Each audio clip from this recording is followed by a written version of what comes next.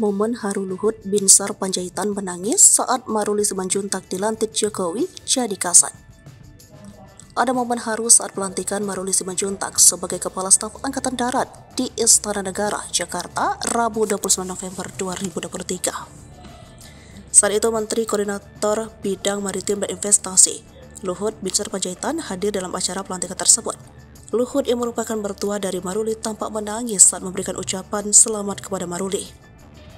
Momen tersebut terjadi saat pelantikan telah selesai, Presiden dan tamu undangan lainnya memberikan selamat kepada Maruli. Usai Presiden memberikan selamat, giliran Luhut yang memberikan ucapan selamat. Maruli menghadap ke Luhut yang berada di sisi kirinya.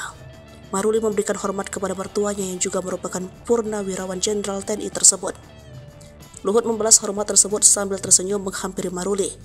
Luhut lalu menampar pelan pipi kanan Maruli dan kemudian berpelukan. Luhut tampak menangis saat memeluk menantunya tersebut.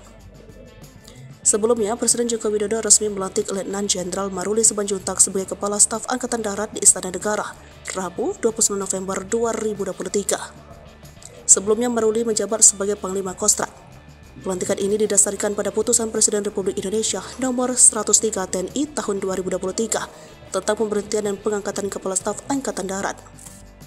Usai mengucapkan sumpah jabatan, Presiden Jokowi dan Maruli menandatangani berita acara pelantikan kasat disaksikan oleh Panglima TNI Jenderal Agus Subianto dan Kapolri Jenderal Tito Sigit Prabowo.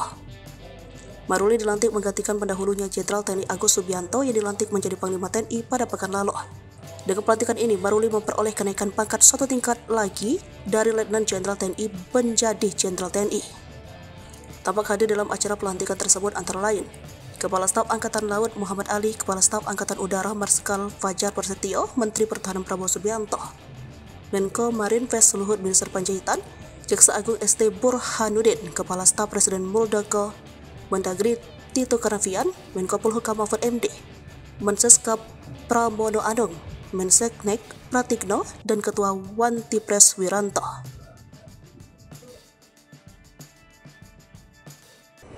Download Tribun X sekarang, menghadirkan lokal menjadi Indonesia.